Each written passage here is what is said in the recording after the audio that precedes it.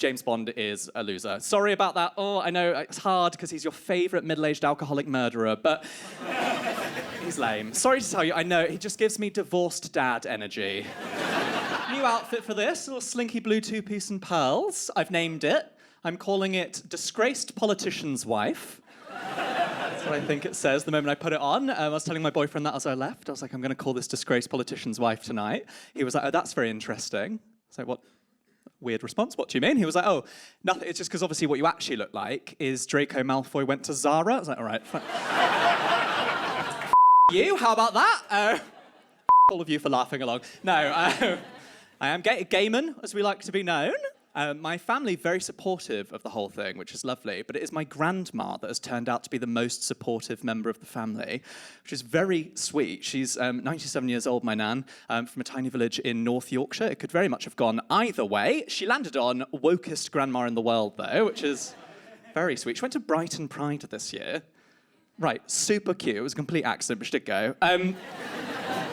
Genuinely, so in her village, her and her church mates do what they call little red bus tours, which is where they just visit a different town in the UK, stay there for a couple of days, then go home. Landed in Brighton on the day of Pride. It's a complete accident, didn't know what was going on there. I have a photo of her, Barbara and Janet being served a cream tea by this massive drag queen, just coming down off the platform hills. Amazing. But the best part of it, it turns out, is your 97-year-old nan walking you through what she thinks LGBTQ+ means. Real joy. We were talking afterwards. She was like, "Yes, yeah, so 'twas LGBTQ+ Pride.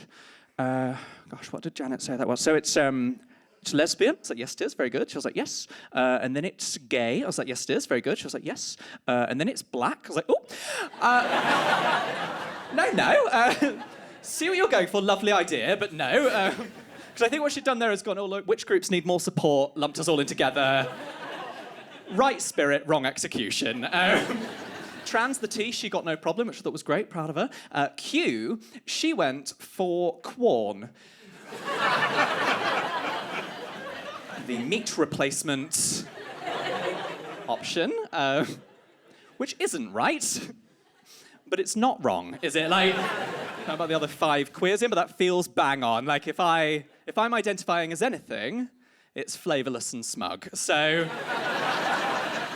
fine with that. Sometimes people think that I come across as quite posh on stage, but it's actually, I find it really funny because it couldn't be further from the truth. So like my grandma, North Yorkshire, but actually my whole family, all salt of the earth northerners, and both my parents actually moved from the north of England when I was born down to the south with literally like 20 quid in their pocket, £600,000 in their bank account. They moved down.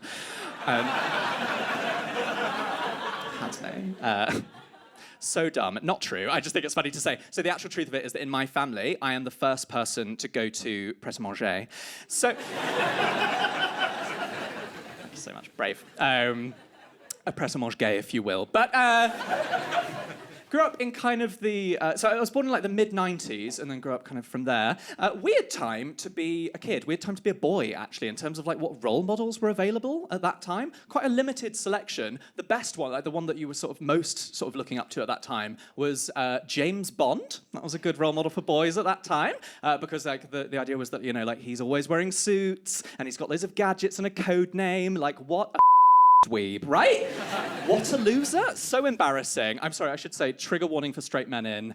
James Bond is a loser. Sorry about that. Oh, I know it's hard because he's your favourite middle-aged alcoholic murderer, but he's lame. Sorry to tell you, I know, he just gives me divorced dad energy. Do you know what I mean? Like always coming out with things nobody asks, like being like, I've got a 1964 Aston Martin DB5. Like, okay, Like, I still choose mum. So annoying. And then it's just like, people think like, oh no, but he's a ladies' man. It's like, If he started dating a friend or a relative, you would be like, girl, run. That is a walking red flag. You'd be like, please send me your location before you get in that car. And please bring your own contraception. Like, do not let him talk you into using one of his stupid little gadgets. It's like, I double-click the pen before I come. No. No, thank you. And like, they'll end up having like a messy breakup because like she refuses to give him a hand job in the car and he flings her out of the ejector seat. It's just, It's a whole thing. He's a creep. And I know, like, some people really adore him, and I have had guys, it's always a bloke, come up to me after gigs. One guy came up to me after a show and went, James Bond has done more for this country than you ever will, which... That is the only time I have wished I was straight. Looking into the eyes of that man, God, I wish I fancied women. Because I think the implication there is being like, you gay vegans. Like, James Bond would never associate with you gay vegans. And it's like, that's ridiculous, because James Bond's best friend and the guy that makes all of his gadgets is literally called Quorn. So, like, stupid. So dumb. Anyway, thank you. You've been absolutely lovely. I've been Daniel Foxx. Thank you so much.